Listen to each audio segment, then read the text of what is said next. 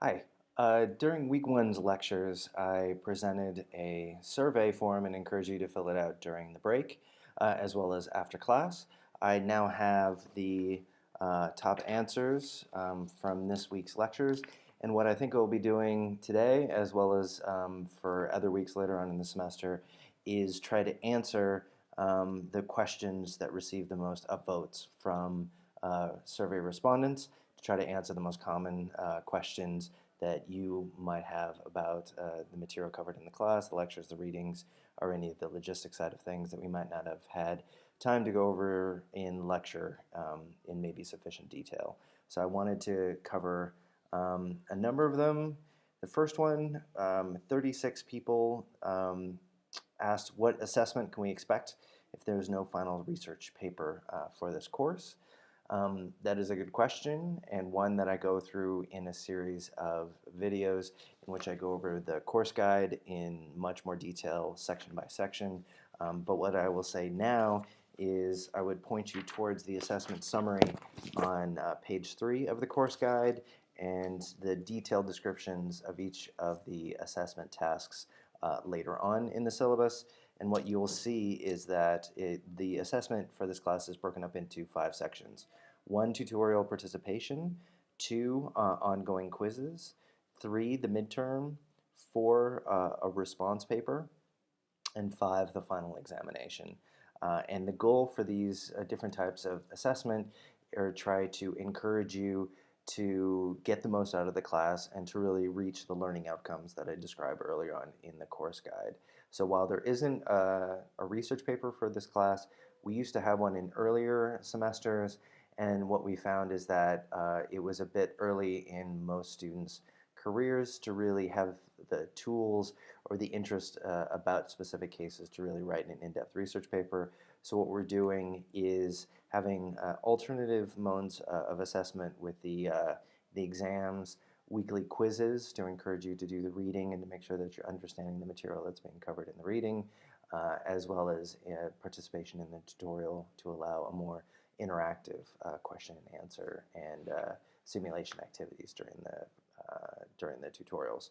So those are the 5 forms of assessment at different stages of the semester, and there's details in the course guide about each one. So feel free to take a look at that and let me know if you have any further questions. The second question that was rated by 29 people is how important is an understanding of economics in this class? And I would say there is no assumption that you've had any university level economics courses. What we will be covering in the international political economy 2 weeks of the semester is more about politics than about economics and economic theories per se. It's more looking at the overlap of the political governance institutions and actors that we've looked at earlier on in the semester, as well as those that focus on economics and how those actors play a role in shaping political policy, as well as how policy has an effect on economics. So there really hasn't been that much expectation that you would have any kind of understanding of economics going into the class. There was one that was, as the world's political landscape is so volatile and unpredictable, will we use real-world examples as they appear in our lectures and course?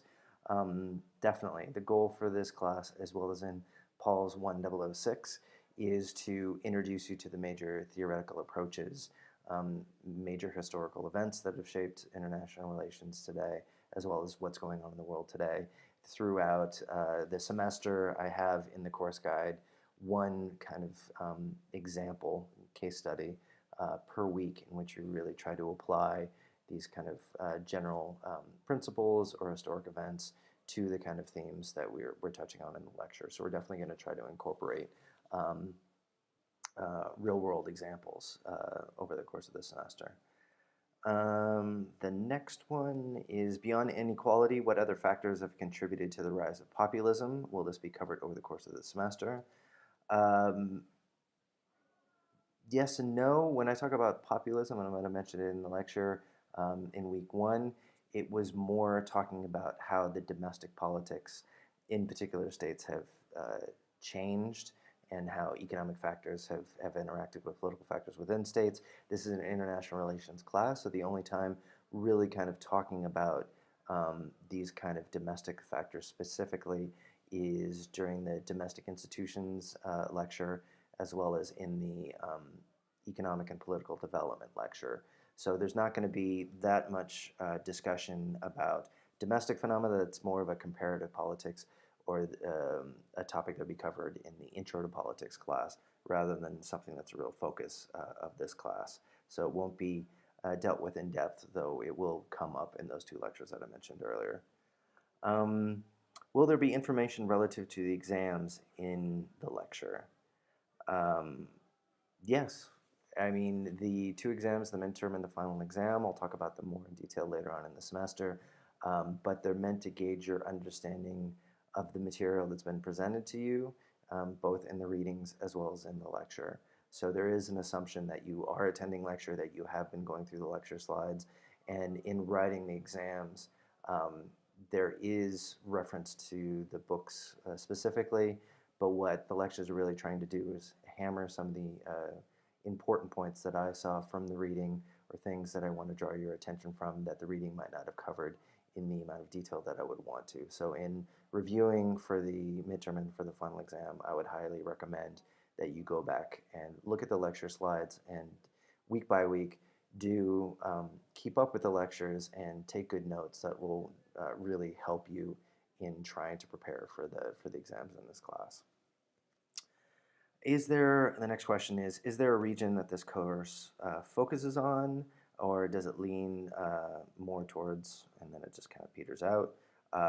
There isn't a specific region that this class focuses on. If there is one that probably gets disproportionately more attention than others, I would say it would be either Western Europe and or North America, just because, as I mentioned in the first week's lecture, and I'll mention in other lectures, the field of modern political science and international relations was largely formulated in these regions, while there has been a lot of work that's occurred in other regions and about other regions that will be discussed later on in the semester.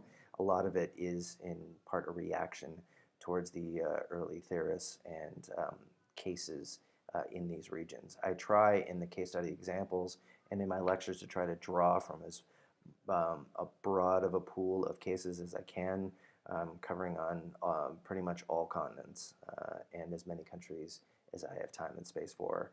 I really think that you can find good examples in a large number of contexts, and what I'm trying to do is maybe draw your attention to ones that I think are particularly important, the literature thinks important, or ones that you might not have come across before, but then nonetheless highlight some similarities and differences from the more common case studies to try to keep it interesting.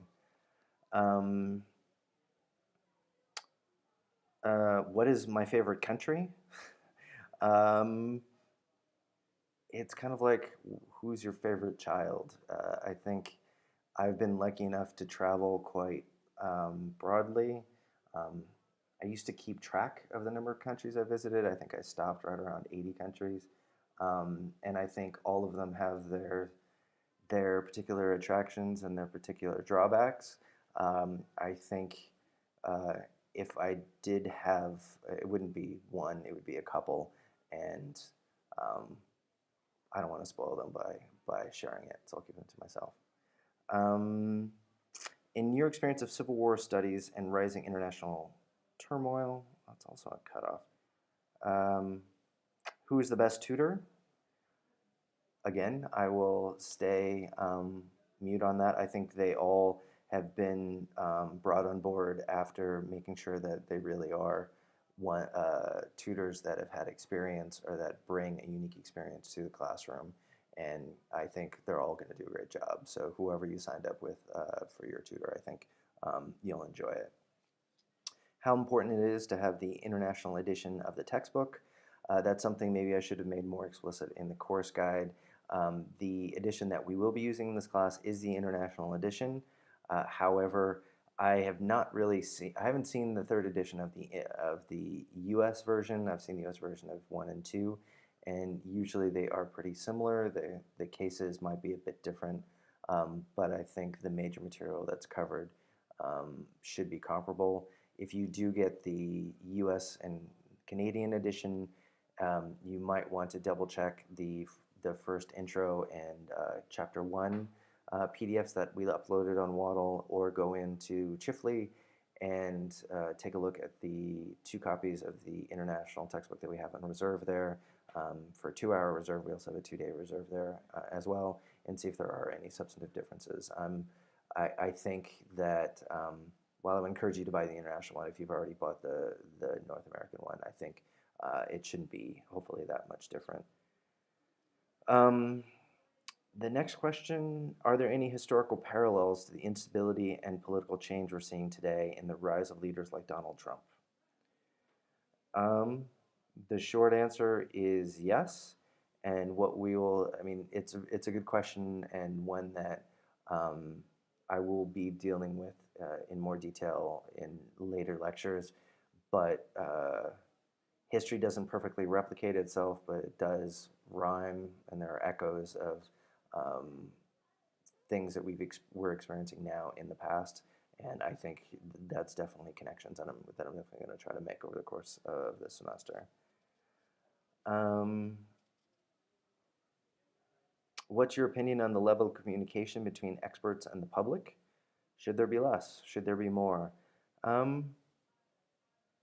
It's getting better. It's imperfect. I think within the last 10 years, I've seen a lot of difference in the avenues and opportunities for experts to kind of go into public spaces, to be able to try to give their take on current issues of the day, given their research expertise. I've gone on the media before. I've published in blog outlets like the Monkey Cage, which is now published on the Washington Post website.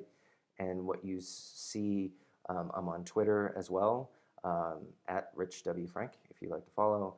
And what we try to do in international relations as well as political science is to try to make sure our research is relevant. We enjoy our research, and we do it because we enjoy doing it. But then also, I think what's becoming increasingly expected, especially with the new strategic plan here we have at the ANU, but then also just in our own discussions that we have amongst ourselves as academics, there's increasing appreciation of the different outlets and the importance of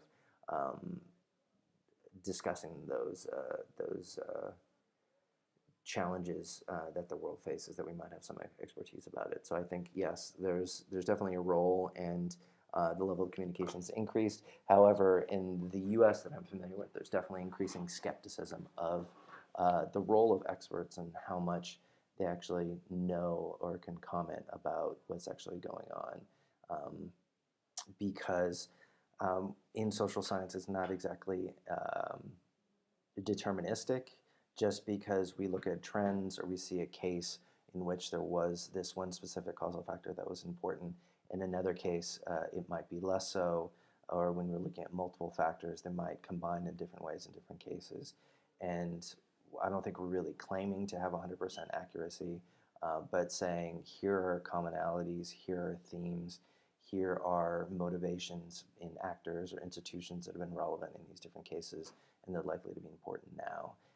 It's hard not to be a little bit equivocal as an academic, but I still think that what we need to do a better job is explain what we know, what we don't know, and our relative level of confidence in different outcomes. I think that's the last question I will answer. There's a lot of other ones that didn't get as much attention.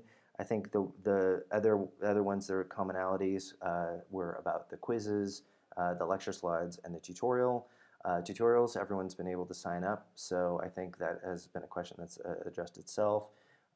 The quiz questions, they are posted once per week. I usually give 2 weeks to allow you to answer the questions. You have multiple attempts at the questions. You have 3 attempts with a third less points for each additional attempt that you take. But the goal in these weekly quiz questions, there's 5 of them. Each one is worth 2 points, and then they're aggregated over the entire semester into an overall quiz grade.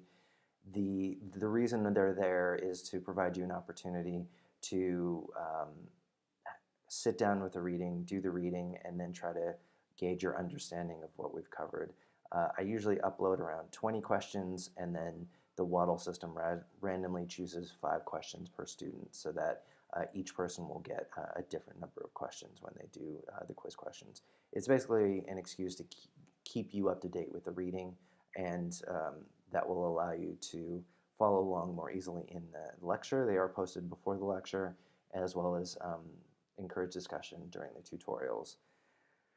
Lastly, the PowerPoints, I upload them, well, they're Keynote, but I save them as PDFs and upload them to Waddle before the lecture. Usually I try to do it a couple hours before the lecture, but definitely by the time we all meet, either in Manny Clark or in Copeland, they will be on Waddle in that specific week's section of Waddle, so you can download them, take notes on them, or be able to follow along as we go through the week's topics. Thanks for watching, and I will be having these weekly Q&A surveys during the break, during lecture, and leaving them open for a day or two after, and then usually trying to answer them on Thursdays or Fridays to try to help make sure that there is some increasing communication between me and you besides just during lecture. So thanks for your time, and see you back in class.